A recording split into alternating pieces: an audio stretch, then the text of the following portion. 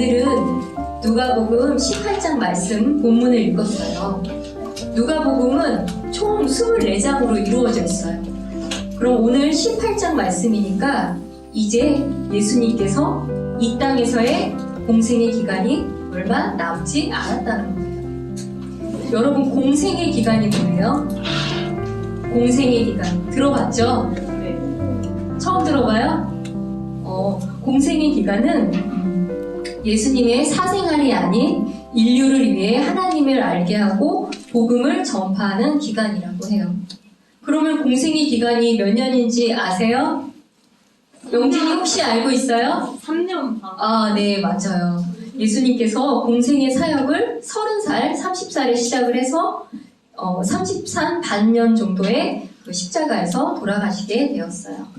네, 침례도 받으시고 회당에 들어가 말씀도 전하시면서 공생의 사역을 시작하실 때 예수님이 이 땅에서 하나님의 사역을 하실 때 어떤 목적을 가지고 할 것인가에 대해서 누가복음 4장 18절, 19절에 잘 나와 있어요. 선생님이 한번 읽어볼게요. 잘 들어보세요.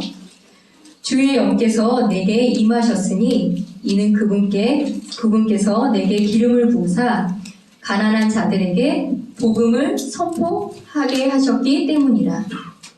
그분께서 나를 보내신 것은 마음이 상한 자들을 고치며 포로된 자들을 구출을, 눈먼 자들에게 다시 보게 함을 선포하고 상처 입은 자들을 자유롭게 하며 주의 받아주시는 해를 선포하게 하려 하심이라.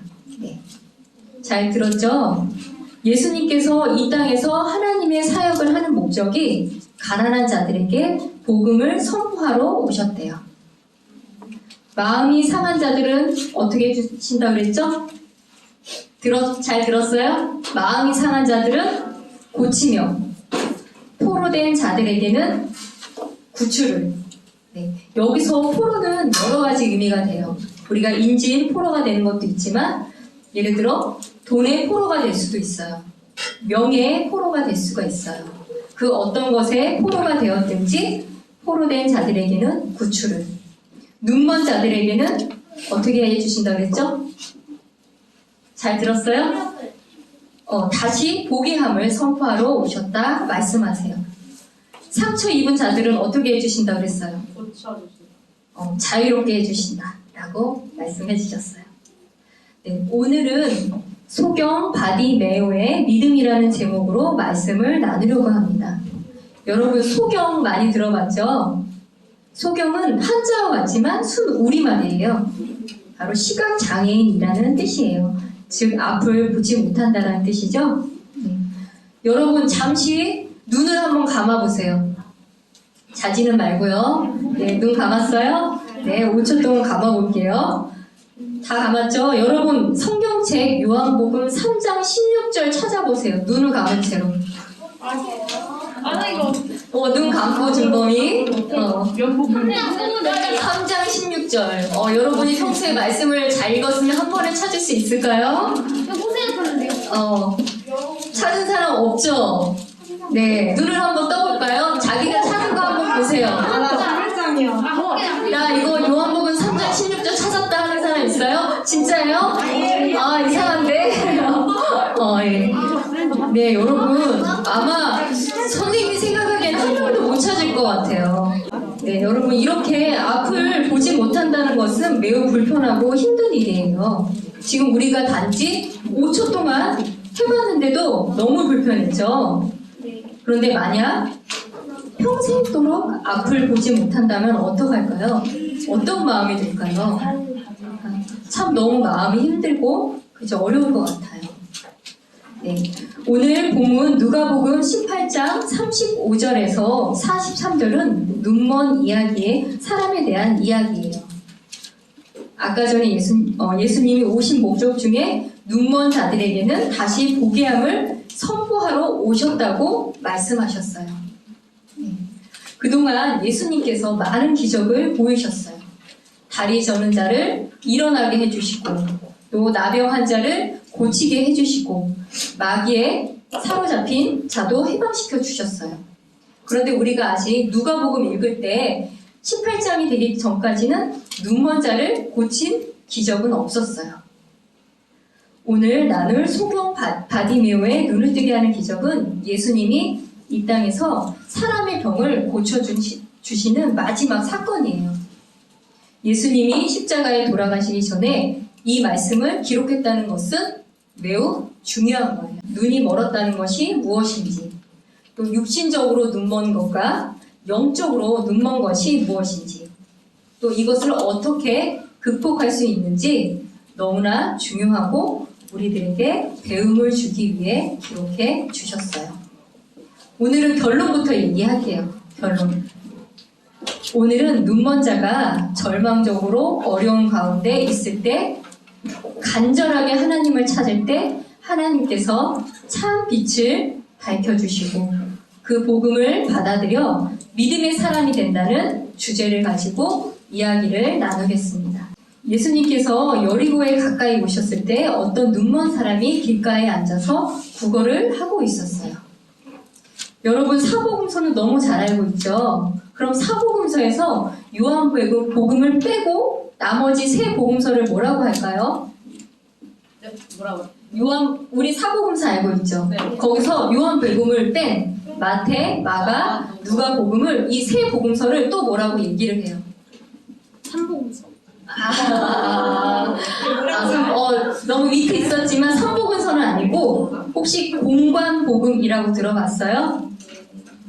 공관복음이라고 얘기해요. 말 그대로 공통 관점이란 뜻인데 한 가지 사건은 마태, 마가, 누가가 기록한 것이에요. 그래서 내용이나 표현 방법, 문체 등에 있어서 유사성을 가지고 있어요. 그래서 오늘 읽은 말씀에는 거지의 이름이 나오나요? 네, 나오지는 않았어요. 그런데 마가복음 10장 46절에는 바디메오라고 기록이 되어 있어요. 이제 우리가 2000년 전 상황으로 한번 그 모습을 생각해봐요. 허름한 옷차림으로 아무 소망 없이 늘 있던 자리에서 앉아서 구걸하고 또 집으로 들어오는 반복된 상황. 하루 겨우 구걸해서 살겠죠? 이렇게 하루 겨우 구걸해서 겨우 살아가는 모습. 눈이 멀었기 때문에 다른 일도 할 수 없을 거예요. 이렇게 비참한 모습일 거예요. 하루는 무리가 지나가는 것을 듣고 눈먼 바디메오가 물어보았어요. 여보세요, 왜 이렇게 많은 사람들이 지나갑니까? 그들이 나사렛 예수님이 지나가신다고 말했어요. 그랬더니 바디메오가 갑자기 소리를 지르며 뭐라 그랬죠? 여러분 기억하세요? 네. 그 말씀도 하기 전에 어떻게 했냐면 다윗의 자손 예수님이여 내게 긍휼을 베푸소서 소리를 질렀어요. 그랬더니 지나가던 자들이 바디메오를 꾸짖으면서 잠잠하게 하였어요. 그랬는데 바디메오가 잠잠했어요? 아니죠. 더욱더 소리를 지르면서 다윗의 자손이여 내게 긍휼을 베푸소서 소리를 질렀어요. 여러분, 소경 바디메오는 예수님에 대해서 알고 있었나요? 어떻게 생각해요? 알고 있었죠? 소경은 이미 예수님에 대해서 알고 있기 때문에 이름을 외쳐 부를 수 있었던 거예요.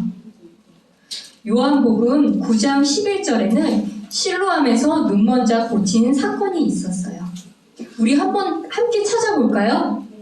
요한복음 9장 11절. 그가 대답하여 이르되 예수라 하는 사람이 진흙을 이겨 내 눈에 바르고 나에게 이르되 실로암 못에 가서 씻으라 하기에 내가 가서 씻고 시력을 받았노라 하니.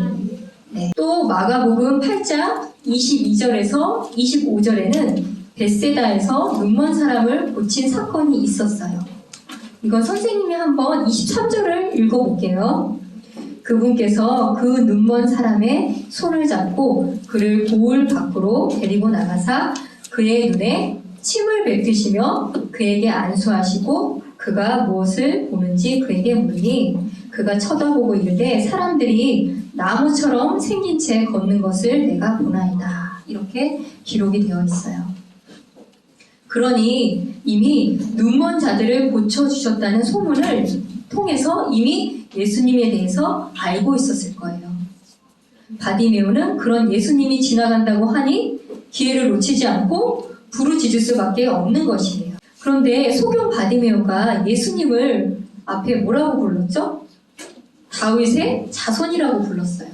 그죠? 예수님이라고 부르지 않고 다윗의 자손 예수님이여 라고 부른 까닭은 무엇일까요?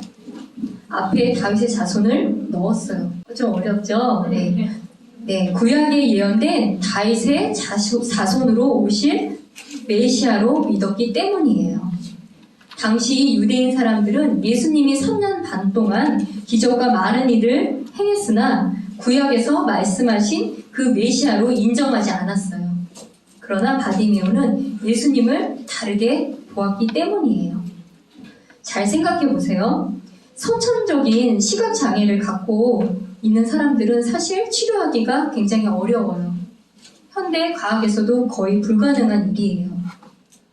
그런데 의학기술이 지금보다 덜 발달한 시대를 살았던 바디메오가 자기 평생 동안 눈을 떠서 보는 것은 아마 상상도 못했을 거예요. 그렇죠?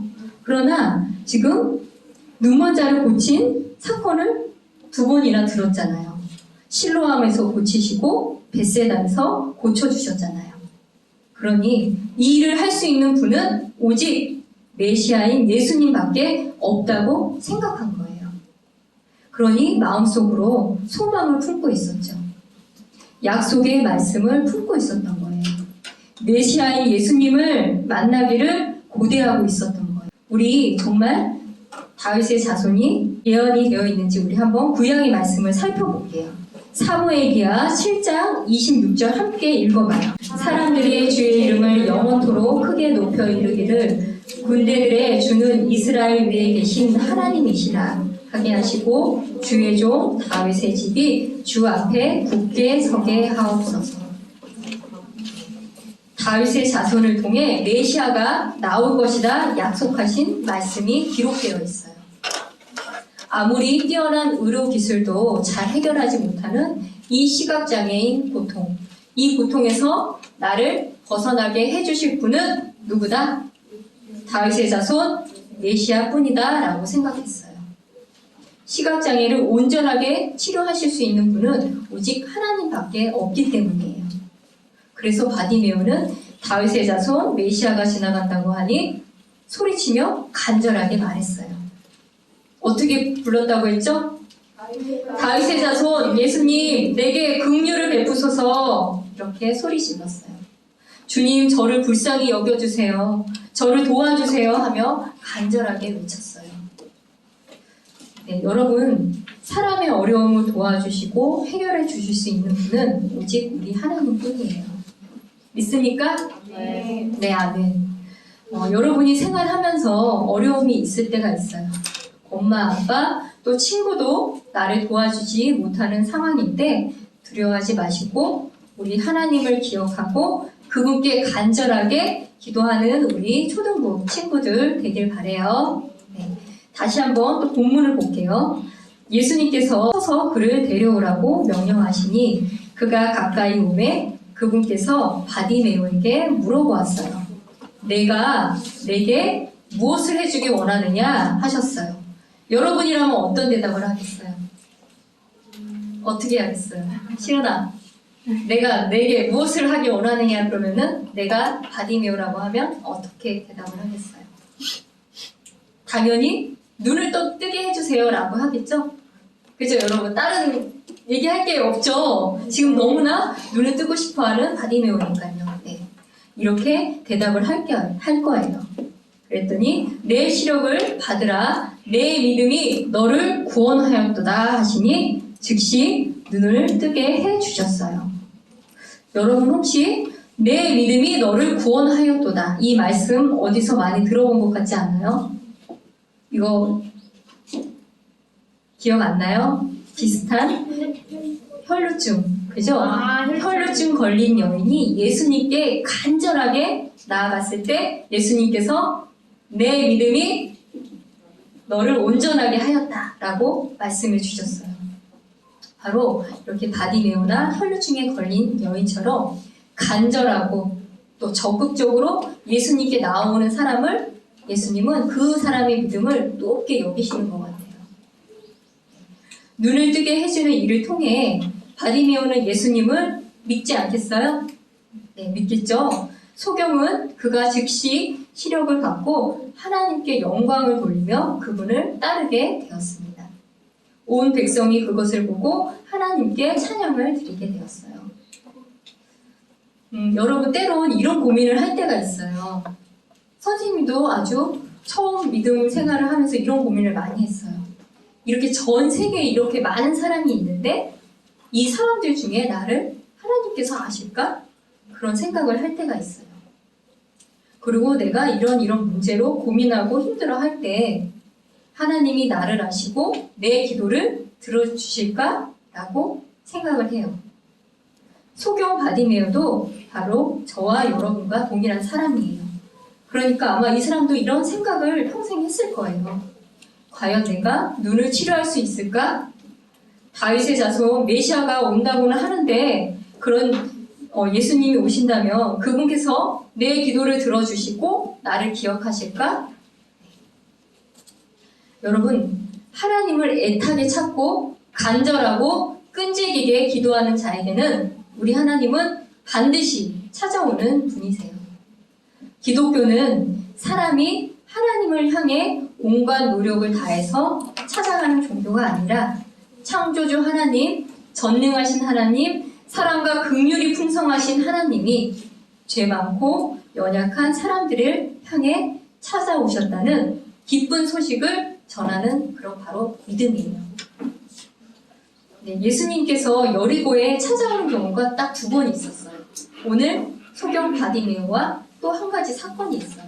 혹시 여리고에 들린 또 한 명 사람을 알 수 있을까요, 여러분? 네? 네, 삭개오. 조용하게 누가 마스크로 가려져서 누가 말하는지 모를 정도로 누가 있겠어요? 수연이가 있겠어요? 영진이에요? 와, 네, 바로 삭개오예요. 우리 초등부 친구들이 말씀을 안 듣는 것 같지만 또 열심히 잘 듣고 있는 친구들이에요. 네.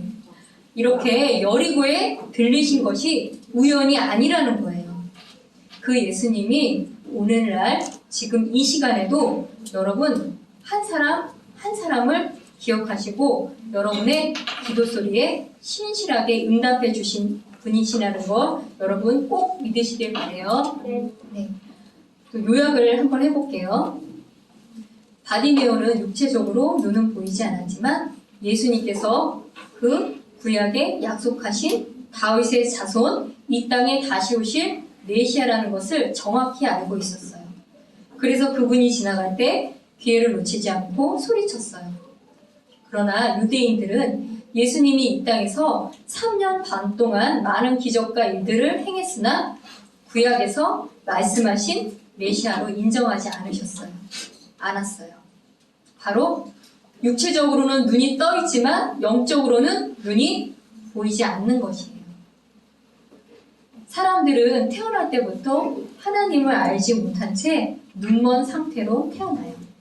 바로 영적으로 눈먼 상태인 거죠. 눈먼 거지 바디메오가 하루하루를 살기 위해 구걸하는 것처럼 하루하루 세상에 구걸하는 우리의 모습을 보게 돼요. 세상에 얻은 것으로 뭔가 잘 되지 않을까라고 하는 모습으로 살아가죠. 그런데 중요한 것이 있어요.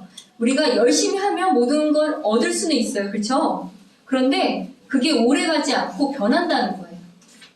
재물, 지위, 학식, 젊음, 이 모든 거 다 내려놓고 이 세상을 떠나게 되죠.